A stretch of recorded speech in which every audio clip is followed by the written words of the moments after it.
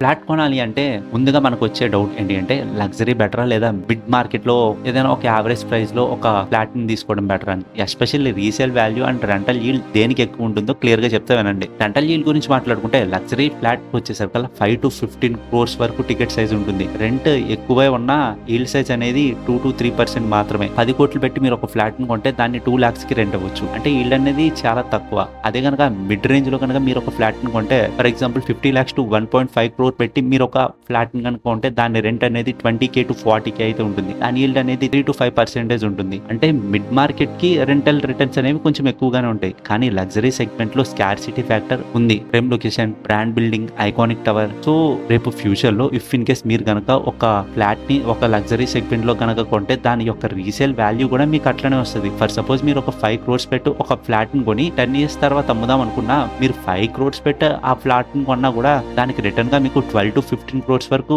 వచ్చే ఛాన్స్ ఉంది. అదే మిడ్ మార్కెట్ లో కనుక మీరు ఒక ఫ్లాట్ ని కొంటే మీరు ఇప్పుడు ప్రెసెంట్ ఒక 50 lakhs పెట్టుకుంటే రేపు ఫ్యూచర్ లో అది 80 lakhs or 1 crore కి మాత్రమే సేల్ అవుతుంది. ఎందుకంటే లగ్జరీ సెగ్మెంట్ లో ఎప్పుడైనా కూడా ప్రైమ్ లొకేషన్ లో మాత్రమే లగ్జరీ సెగ్మెంట్ ఆఫ్ ఫ్లాట్స్ అనేవి మనకి చూడటానికి అయితే కనిపిస్తాయి. బట్ మిడ్ మార్కెట్ ఇంకా ఇలాంటి స్మాల్ మార్కెట్ లో అయితే కనుక మనకి ప్రైమ్ లొకేషన్ కి అవుట్స్కట్స్ లో అయితే ఉంటాయి కాబట్టి అక్కడ ల్యాండ్ గ్రోత్ అనేది కొంచెం తక్కువగా ఉంటుంది. సో ఫ్యూచర్ లో మీరు అమ్ముకున్నా కూడా తక్కువ ప్రాఫిట్స్ మీరు చూడొచ్చు. రెంటల్ ఇన్కమ్ కోసం ఇన్వెస్టర్స్ మిడ్ మార్కెట్ ని ప్రిఫర్ చేస్తారు. అదే లాంగ్ టర్మ్ క్యాపిటల్ ఎప్రిషియేషన్ కోసం మీరైతే ఖచ్చితంగా లగ్జరీ ప్లాట్స్ మీద అయితే ఇన్వెస్ట్ చేయొచ్చు.